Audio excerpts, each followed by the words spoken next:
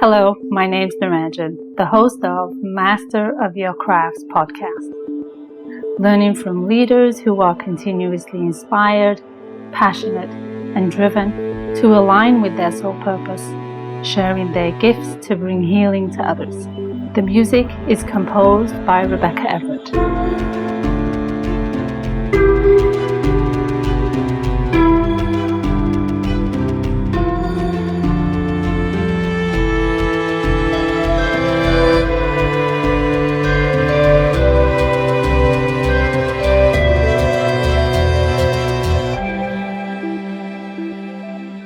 Today is episode number 118, and I'll be talking to David Wolf. And I'm going to share with you a conversation I had with David Wolf, who spent years serving as a music composer, producer, and audio content for radio, TV, podcasts, multimedia, and film.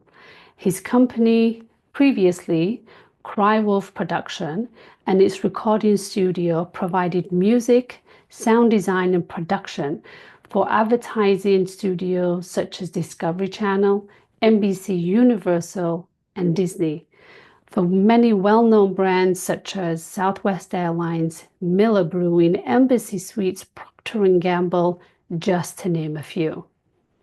David founded Audivita Studios in 2016 to apply his experience in the talents, skills, and experiences of his creative team to help companies, publishers, entrepreneurs, and influencers and thought leaders to grow their brands and businesses into podcasts and audiobooks.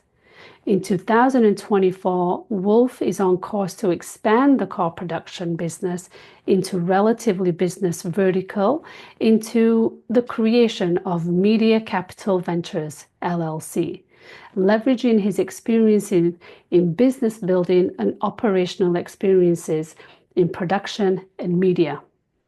Enjoy the conversation. Hello and welcome to David. How are you, David? I'm doing great. Thank you so much for having me. You are very welcome. I'm curious and I'm excited to really get into this conversation about this thing that we take for granted is our voice. And how we can leverage it, use it, and support it, and really tune in to listen to it to something greater that we may essentially miss along the way of this thing called life. So I'm curious, and I'm going to delve right into a really big question, because this is what I do best, and this is what I love the most, is what do you believe about yourself? And do you believe that it defines who you are? Words come to my mind. Optimistic, happy. I'm a joyous person at the core. I love building things and designing things. It's been a thread for me.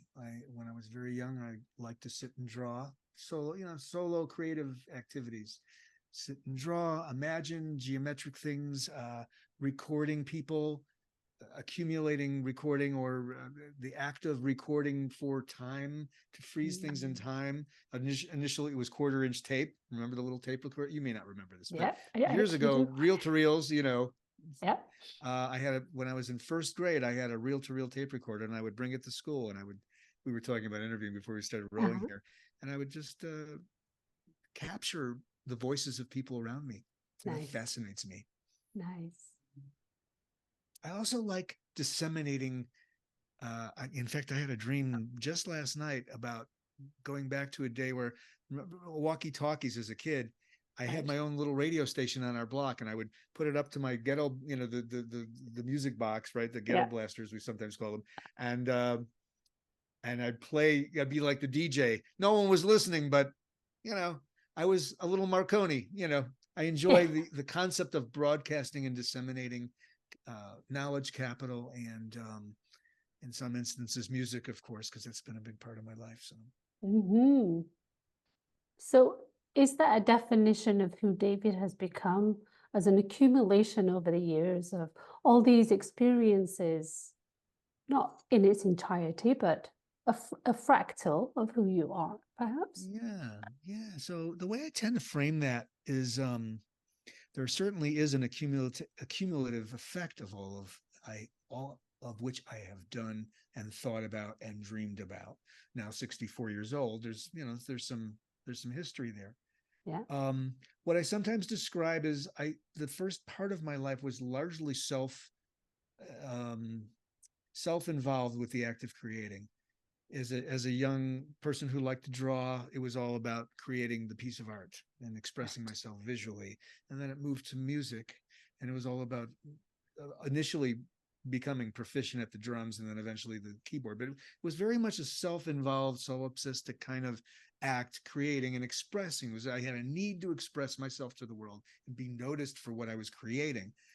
It shifted over the past, I'll say 15 or 20 years, as I began to move away from being a professional creative generating person and more of building a business or a couple of businesses where the joy became in the impact I'm having on people's lives. So, for example, we have maybe 6 employees in our company now, Audivita Studios, and I didn't see this coming, but it's so not about me anymore. It's much more about the systems we create, the joy we bring each other through the work we do for our clients. They feel that too. So it's much more about impact on others than it is about me expressing myself. So that's been an evolutionary process, and I've become aware of that. Mm. Do you feel like that's perhaps one of your callings? Yes, I think that it is. If someone were to say to me, I'm doing a Broadway play and I need you to write 10 songs, I might take it on. I might return to the scene of that crime and explore what that might be now. I'm not moved to do it, but I think if something external happened and there was an opportunity, maybe attached to some interesting economics or notoriety or just creative, and I had the freedom to do it, from the standpoint of the company's running, I don't have to worry about anything. Yeah, I might return to doing something creative. I don't know if I exactly answered your question, but I think there's still everything that has been me in the past is still in me. Yes. It's just I'm not actively manifesting it now. So Yes. think about that. But often we can go through life and doing certain things, activities, projects, even relationships. Yeah. And it has such a hold on us at that moment of time, like it totally, engulfs who we are. Yes. And it captures us so deeply. So while you've reeled off all these other beliefs, if you will, about yourself, and the array of skill sets that you have to bring to the table and share with the world, to break it down, the calling, would it be fair to say, is more about serving others and now less about yourself? Yes, that's the shift I've described, and you've restated it much more concisely. Thank you. Yeah. That is very much it. Yeah. It's interesting. I always find it, having had many conversations with other individuals who have, spent what feels like a lifetime mastering a craft, a skill, and giving to others, of that evolutionary process of being of service to others and serving oneself. Yes. Yes. I find that very... I'm finding a lot of satisfaction there. And it also is good business. I've become very interested in how do we grow a company that has a meaningful impact on the world through facilitating authors, speakers, publishers, people who have a voice, getting their voices out to the world. We're the mechanism to help them do that. And I'm the observer, in all of this. And I think that's something that's really fundamental to me. You asked earlier about who am I and who was I, I going to school at a very young age and recording people, or even opening up a microphone with my little tape recorder where my parents were playing cards at the at the table, at the dining room table. And it didn't matter what they were saying. There's just fascination of capturing it Yes. for some reason that feels meaningful to me. I think I could have been a filmmaker. I think that maybe I'll still do that. You know, things like that.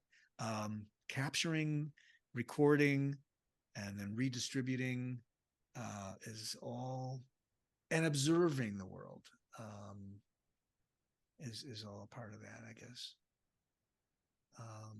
It's less about me and more about either serving or observing So others. while you're observing others, do you recognize or do you find an element of you observing yourself during that process? Yes. We were talking, the meditation practice has brought that more to the forefront in my consciousness now. And it comes in and out, as I think is often the case for humans. We when we're quiet, we can be the observer of ourselves in the world or in the moment. And that ability, it also creates a detachment, which is fascinating and very productive. I've found it very productive to be able to step outside of my own purview, my own, virtual reality glasses, headset, and, be the observer. That, I think that's incredibly valuable because it helps us focus. It brings clarity to our intentions, and it also, again, it helps detach us so we're not reacting to externalities, but rather observing them and maybe thinking and feeling. And there's a spectrum there, of course, but so there it is. I love the idea of stepping outside of this gear and seeing, the gestalt. Yes, exactly. Beautiful. What do you feel are some of the biggest attributes, or the ones you've either leaned into, developed, or really harnessed and see as a fundamental part of who you are in doing your love at life, are the attributes that connect you to your purpose and your craft? What a deep question. That's cool. Okay, so I've chosen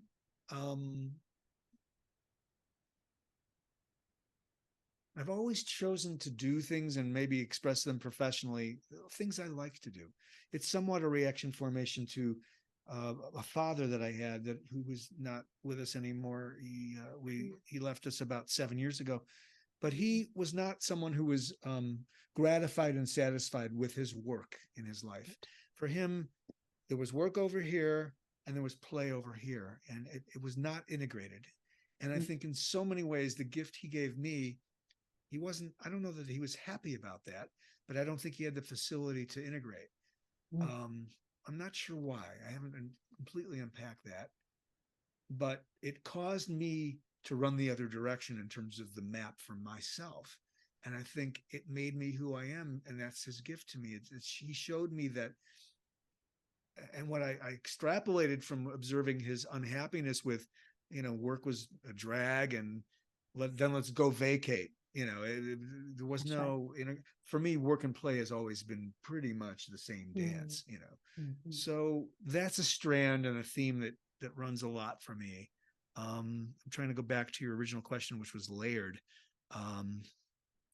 Help me here. That's okay. So the attributes that connect you to your purpose. What is that? So I love communicating. I'm a communicator. I bring, and this company we now have is one example of that. And I think music production was also where I was able to bring players together, creative people together, and create something bigger than the sum of the sum was bigger than each of us individually. In the prior manifestation, I had written a piece of music and brought players into a studio to execute. Now it's really about hanging back and just bringing the right people as Jim Collins would say, on the bus, putting the right people on the bus in a business context, and letting them, giving them the space to do what they know how to do and find their own ways of relating with each other without feeling like I need to control so much of it. That started to happen to me while I was still producing music. I started the process where I would go into a studio session, and I would have a client there in the studio, and we'd have the players, and we'd be in the control room, and we're getting ready to sing or whatever it is, lay down the track. And I had a very fixed idea about what this should sound like. And that approach left less room for those to collaborate, the drummer, the bass player, the guitarist, the horn player, whoever was in the studio. So what I learned over time is to come in with a broader, more a concept for a piece of music for my client, where I knew that I would deliver what they're paying me to do, but I could allow more room for the players to contribute creatively rather than dictating, play this note here, play this lick there. It was just it was more of a sketch. And now you guys bring something to this. So it's I sort of liken it to what I imagine being a film director or a theatrical director might be, where you have actors that have to make these roles their own. It's somewhat analogous to that. And that's something that I know now that I have a skill for that, because I see the magic of this company we've created. Without doing any interviews, I intuited and attracted a perfect set of 4 people to a team and built $1 million business in 5 years. How does that happen? It's miraculous. So sometimes the theme you're looking for. Absolutely. There is no wrong and there is no right thing. Right, it's a very much organic conversation. Cool. And that perhaps that's the power of letting go, of creating something, seeding it, and then allowing it to nourish and flourish, which perhaps happens as we get older, right? Is that the case? I think it is. I think there's a lot of letting go that we learn how to do. I think we all, everyone's, of course, we're all different, but for me,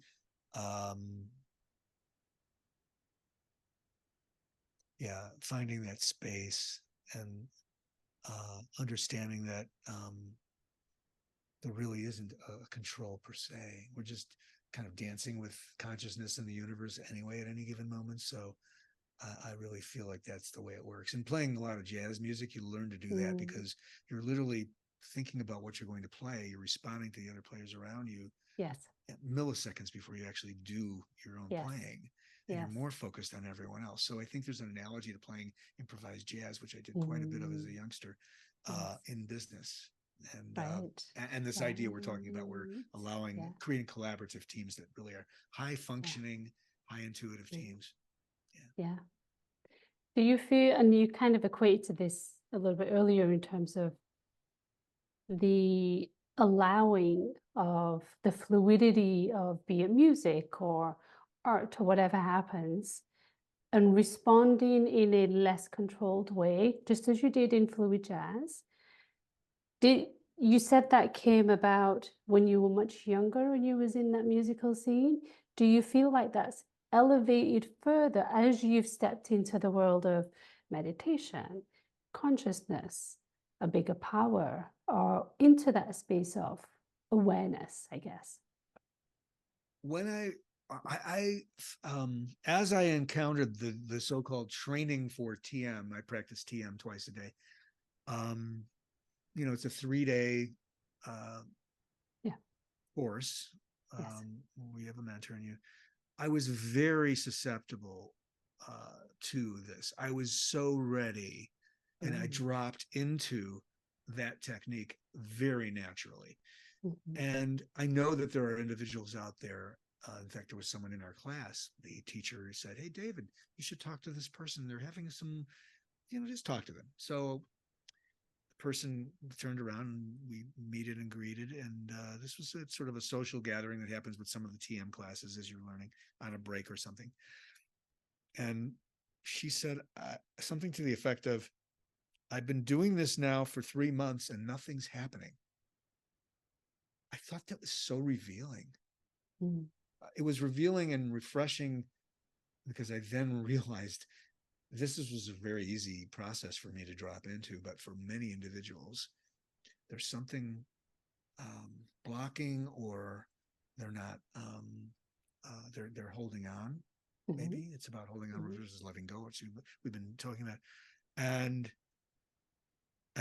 it may be that they'll never get there. It may be that just they're not able to see their way through the letting go, the allowing for the universe to dance with you. It might come down to the word control, or the illusion of trying to control things in one's life. And I was saddened to hear that it wasn't working, and I wasn't sure how to express to them how to make it better for them, or how to Mm-hmm. help something happen. I mean, the truth is, with meditation, I think we discover that we're not trying anything. We're not trying to do anything. It really, so much of it is just teaching you to not do and control, and just be rather than do, So Yeah. it was just fascinating to hear that person say that. And it just showed me that for many it is a struggle, but for me it wasn't. I was able to drop into it very readily. So Nice. Nice. Yeah. I find it interesting that process, if you will, or the timing of events, life events that tip us into other realms or other modalities that can support us with this very physical, tangible thing called life. yeah, yeah. Yeah. What's your intentions with your craft? I know you alluded to it a little bit earlier in terms of disseminating and sharing the information that So that I you're love that putting question, together. because it points to, like, so this is interesting, because I have a personality, I think, or a pattern of thought or thinking or behaviors, where I will get really jazzed about structural things, like at the extreme, creating a fund of companies that are perhaps related in the media space, and going through the economics to, raise capital, and, kind of create that Mm-hmm. infrastructure. I like economics, and I like thinking about building those sorts of things.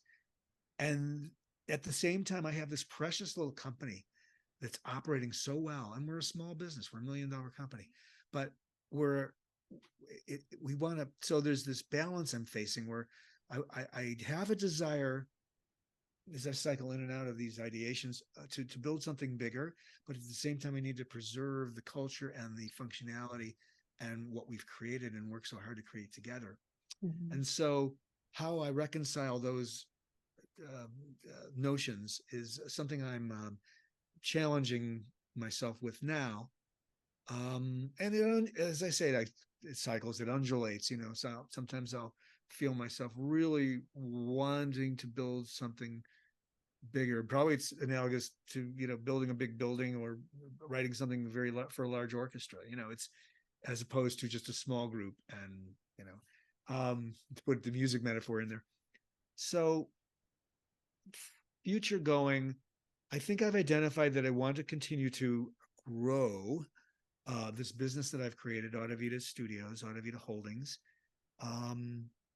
And it requires a certain amount of inertia and intention, but again, it's that dialectic of letting the universe find things for you. I mean, I didn't go out and interview these 4 people that are now key to my business. Somehow we just found each other. It was a Mm-hmm. LinkedIn moment, or it was, some social media, Mm-hmm. or someone knew Mm-hmm. someone, and suddenly there we were meeting at the local diner and putting it Yes. together. But it was, Yeah. I don't even actually remember the mechanics of it, which is why Mm. it's such a miracle. So I'm trusting a process here, as Yeah. the intention is I want to grow, the form and structure of it, TBD. As much as I'd like to whiteboard this thing out and say, here's what it's going to be, and eventually that'll probably come to play, I have to allow things to just kind of Right. find themselves. So, Right. Right. so growth is the word, but how it's going to happen is not exactly clear yet. Yeah. But the intention and the crux of that is to be fulfilling for yourself, even Yes. though the influence of this filtering out information and sharing it with others is so big, broad, and so grandiose because I love it. I think it's amazing. But there's that beautiful balance that happens between sharing it with the world, but also feeling an element of fulfillment and maybe contentment or, for the lack of better terms, success. Yes, absolutely. Success for me earlier in my life would be, I just wrote a wonderful piece of music. I got paid well to do it. My clients happy. My musicians in the studio were happy. The singers enjoyed the process. It was fun to do. On to the next one. Project and roll and roll and roll. Right. This is more of a continuum. I mean, we're measuring things in months and years and quarters and all of that because that's business. And those things satisfy me greatly. It gives me great pleasure to know that we built a $1 million company in 5 years. I'd never done anything like that before this way. I built a music business was probably a little bigger than half that size in economic terms, sort of, cash flow terms, but I was doing everything, and the satisfaction, the entrepreneurial satisfaction now it's more communal because there's so many other people involved. That's been back to that shift that I described. But yes, absolutely. There's this dance between impact that we want to create and then the satisfaction that comes having accomplished something. Having accomplished that. Yeah. So would it be fair to say that the mastery is taking a whole different outlook of what is it you really want to master? Is it now mastering these versions of creativity and put them in this formula of business, and mastering the business end of it rather than the actual creation? Yes, the writing of the music, or the playing the song, or the drumming the drum, or flying the airplane. Flying the airplane, right? yes, exactly. Which is that's an interesting skill set because there are many aviation metaphors while we're on this. First of all, you have the accomplishment of, like an entrepreneur, you have the accomplishment of starting here, a flight plan to get you there, and getting there and landing safely. Right. Yeah. The taking off is much easier than the landing, by the way. Okay. And then there's the en route, because the winds change. That's right. And you have to crab into the wind because your heading is here, but you have to face this direction to go that way.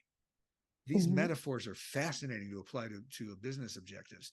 And then there's the checklist thing, and the following procedures, and talking to flight controllers, on the ground, and approach, and the terminal area people on the radio, managing power and fuel, the way we manage flow of capital moving through our business. There are so many metaphors. It's a fascinating, that's a whole other interview. But but there are similar types of those skills as applied to business are something I do think about now and then.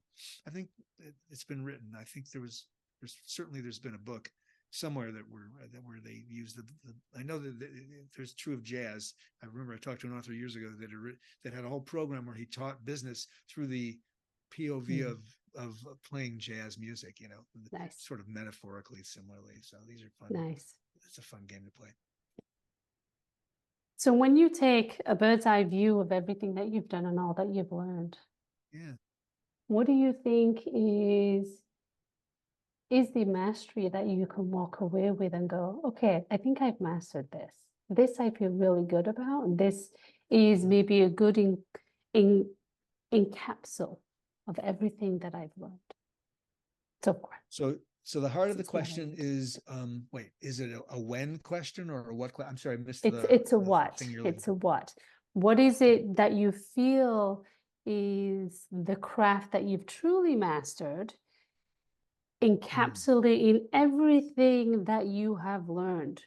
The one thing, if I had to take one, and this is hard because, as you can tell, it's very kaleidoscopic for me, but I think communication. That's I think my father used to say, communication, Dave, communication is everything. He used to say it like that. And I do think that that's probably at the end, if you had to boil it down to one skill, if you can do that, the world is yours. Beautiful. I love that. So what's next for David? Well, for me, and thank you,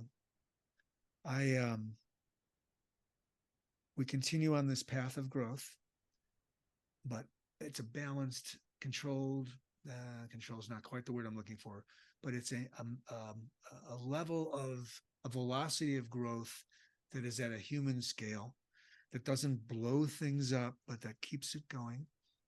I'm now looking to pull back a little bit more from the operational parts of my business so I can be up here. We talked about being the observer. Mm-hmm. I am interested. I've been looking at some M&A types of things and looking for possible capital raises and maybe growth by acquisition. That's an area I've been exploring. Mm-hmm. I started, it's interesting because I started really feeling like that's what I wanted to do. Mm-hmm. And then as I explored the complexities of M&A and bolting the idea of rolling businesses up together, it's Right. very challenging to get that done right. Only 30% of them statistically actually work in a durable long-term way, it is said. So now I'm looking at it a little bit more fluidly and with less knowingness about how it's going to happen. It's not going to be, I'm going to find a company and buy it, and then raise capital to make the acquisition and maybe put some leverage in or whatever that looks like. But I think it's going to be more organic, right, and not be so fixated on how we do it, but allowing it for it to come in with intention. So what's next is growth by intuition. I love it. I love it. Oh, it's a dangerous game, but yeah, and growth by letting go, perhaps too, right? Yeah, growth by letting go, right? It's like meditation. You really, some of the best meditation sessions I have, Maharishi talked about the angle of attack, right? As you enter with the mantra, I love that phrase because so much of it is about your angle of attack. When you encounter new people that you meet or new projects that you embark on. Anyway, we could go on. You and I could go on. I think we could definitely go on for much longer in this conversation. However, will no doubt be a part 2 or something, perhaps? I'm totally open to that. I found this delightful and very inspiring. So thank you. You're welcome. Thank you for sharing your vulnerabilities and all the vast wisdom, knowledge through the power of these beautiful things called words. So thank you for sharing that much. So much, David. Thank you. Thank you.